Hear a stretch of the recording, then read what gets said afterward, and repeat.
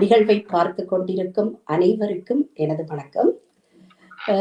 உண்மையில் இந்த நிகழ்வை ஒழுங்கு செய்வதற்கு எங்களுக்கு அனுமதி தந்த எங்கள் யாழ் பல்கலைக்கழக பழைய மாணவர் சங்கம் ஐக்கிய ராச்சியத்தின் அனைத்து உறுப்பினர்கள், அந்த சங்கத்திற்கு நாம் எமது நன்றியை முதற்கண் தெரிவித்துக் கொள்கின்றோம்.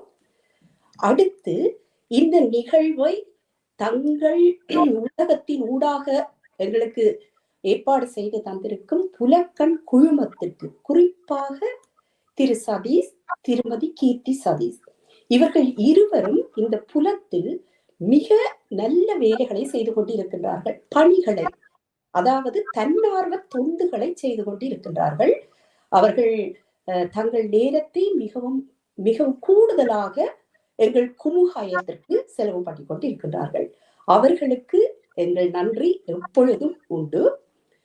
இந்த குழுமத்தின் ஊடாக நாங்கள் ஏற்கனவே 2 நிகழ்வுகளை நடாத்தி இருந்தோம்.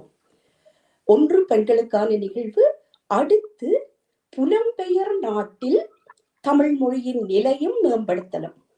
மிக சிறந்த ஆளுமைகளை கொண்டு வந்து இங்கே நாங்கள் கருத்துக்களமாடி இருந்தோம். இந்த நிகழ்வுகள் எதற்காக என்று நீங்கள் கேட்கலாம். எங்கள் நோக்கம் எண்ணிய முடிதல் வேண்டும், நல்லவை எண்ணல் வேண்டும். ஒரு தேடலாக, அதாவது எங்கள் தமிழ் மொழியின் நிலை என்ன, அதை மேம்படுத்தலுக்கு நாங்கள் செய்ய வேண்டியவை எவை, இவை வெறும் ஆவணமாக அல்ல, செயலாக பரிணமிக்க கூடியவை. அதற்கான கருத்துக்களை சிறந்த ஆளுமைகளுடன் உரையாடி அவர்களின் கருத்துக்களை நாங்கள் எடுக்கின்றோம். எடுத்து அதற்கு ஆவண செய்ய முயல்வோம், கட்டாயம் முயல்வோம் என்று உறுதி கூறுகின்றோம். உண்மையில் உன் தாய்மொழி மதிக்கப்படவில்லை என்றால் உன் குரல் வளை நெரிக்கப்படுகின்றது என்று பொருள். நாங்கள் இங்கே பல்வேறு பணிகளை ஆற்றிக் கொண்டிருக்கின்றோம். ஆனால் எங்கள் மொழி, அந்த தாய்மொழி, அதில் எங்கள் தமிழ் மொழியில் நாங்கள் தமிழராக பிறந்ததற்கே நாங்கள் தவம் செய்தல் வேண்டும். அந்த செய்தற்கரிய ஒரு செயலை இறைவன் எங்களுக்கு அளித்திருக்கின்றான். அதன்படி நாங்கள் நடக்கின்றோம். உண்மையில் யாமறிந்த மொழிகளிலே தமிழ் மொழி போல் இனிதாவது எங்கும் காணோம் என்று கூறுகின்றார் பாரதியார்.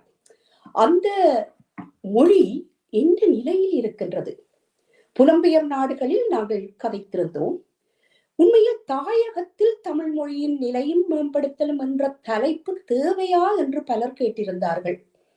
ஆனால் காலத்தின் கட்டாயம் கருதி அது மிக தேவையானது. ஏனெனில் அங்கு இப்பொழுது நிலைமை சற்று வேறுபாடாக இருக்கின்றது. அதை உணர்த்துவதற்கு, அது பற்றி ஆய்வு செய்து கூறுவதற்கு நாங்கள் இங்கே சிறந்த ஆளுமைகளை வரவழைத்திருக்கின்றோம்.